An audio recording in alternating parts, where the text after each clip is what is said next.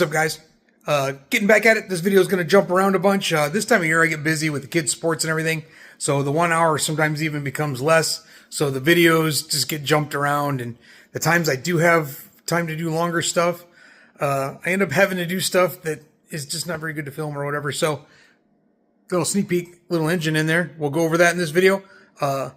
Let's get at it. Picked up an engine, 6-liter LQ4, picked up a 480E. I'll show you that here in a second. Story on the engine is I got it from a guy that runs a wrecking service and junks cars, breaks them down, and sells the parts off them that he can, and then scraps the rest of it. Story on this was 03 Denali, so should be LQ4, probably small rod, but at 254,000 miles on it. But he said the original owner told him that the engine had been replaced in the last couple of years. Looking down through the valve cover, it's pretty clean in there. At the very least, the heads have been off and serviced at some point recently. I'm hoping maybe the engine got replaced and maybe it'll have a big rod motor in it. We'll see. Picked it up. It's pretty clean. The guy seemed like an honest guy. Ended up, I kind of know some people he knows, and seems like a real stand-up guy. So I'm looking. I don't think there's going to be any problems. I actually got to go hear this engine run, so it was pretty good. The transmission supposedly came out of a van that had 80,000 miles on it and had been serviced, but it had been replaced or rebuilt at some point. It's got a Jasper tag on it, so that's probably been rebuilt. The fluid in it looked pretty good. It had been in a crate, and he didn't realize the top of it blew off, so it kind of got a little bit of water in it. He said if there's water, doesn't seem like there's any water inside the transmission, but he said if there is, and there's water damage in there, he'd take care of it. And seems like a stand-up guy, I believe it. And like I said, I kind of know some people that he knows, and good dude. So I'm not too worried about it. And he's looking for a drive shaft for me. He knows he has one. He just couldn't find it when I went to pick it up. So there we are. Got a decent deal on everything, I think. And gonna start pulling the harness off already. See, we got the seats for the MG. I was supposed to work on that today, but I'm doing this instead right now. So I'll bring you back once we get a little bit more, and we'll get the valve covers off and see how the inside of the engine actually looks in here. See you in a bit. So got a bunch of stuff tore off of it. Got the valve covers off. Passenger side looking amazing. Driver's side's a little bit dirtier, but that's typical for the PCV system. But man, it's still pretty freaking clean. No sludge or anything. It's a little bit darker because of the way the PCV system works on them. Dirty, oily, like every other LS I've ever seen, but a little bit of grime inside the heads. I might actually take some time and clean the heads up pretty good. We'll see.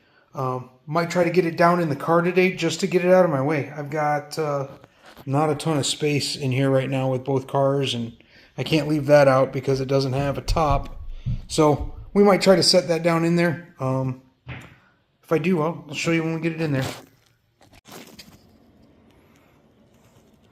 get the valley cover off. A little dirty, a little sludgy, not too bad. Just dirty, not really sludgy. Looks like the original timing chain and everything in there. So I don't know. We'll get into it deeper at some point, but right now I think I'm just going to get it set up in the car, or try to set it up in the car so that I can have some more space in here. And then I think I want to work on the transmission next. Well, you can see it's all stripped down. We're actually going to try to stab it in there real quick.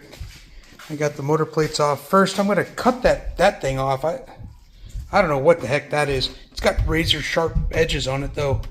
So that's just begging me to cut myself and end up with some stitches. I don't know what it's for though, but maybe it'll become apparent when I go to turbo this. Alright guys, I'll bring you back when the engine's getting ready to go in. This is pretty freaking cool. I've never had a car with motor plates in it, so that's pretty cool. I didn't have any.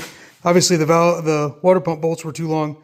The only ones I found that fit were valley cover bolts, so I just wrote a note to myself. So when I'm looking for them up here and can't figure it out, I'll be like, oh, there they are, dummy. So this is pretty awesome. This is gonna be badass. I'm This is cool. All right, guys. I'll be back when it's sitting on the motor plates. Figured I've got it up to front and already all done, but I'm under here, so I'm filming it. I don't know where I'm going to put it in here.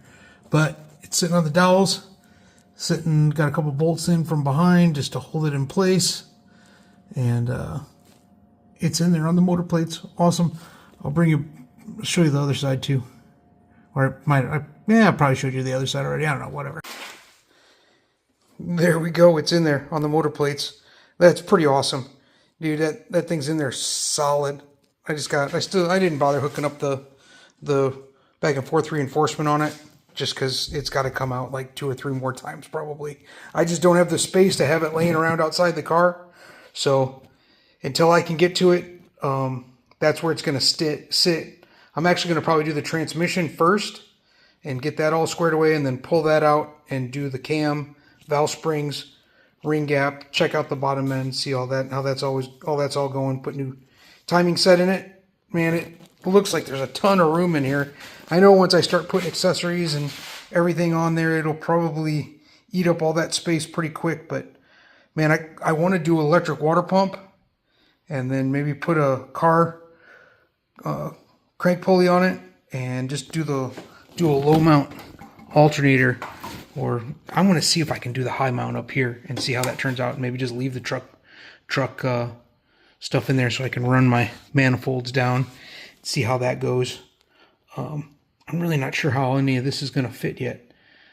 We might have to go. I really don't want to do up and forward manifolds. It's going to make it a pain in the ass, or a bigger pain in the ass than it already is in these, to change spark plugs and all that jazz.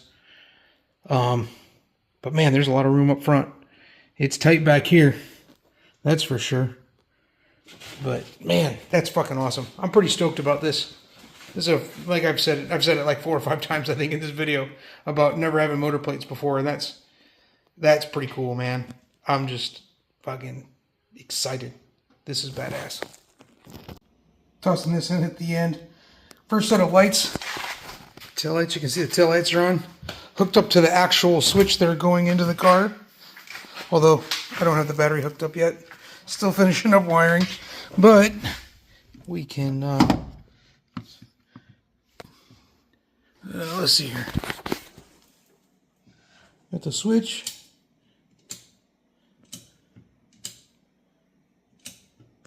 Sweet. Lights working.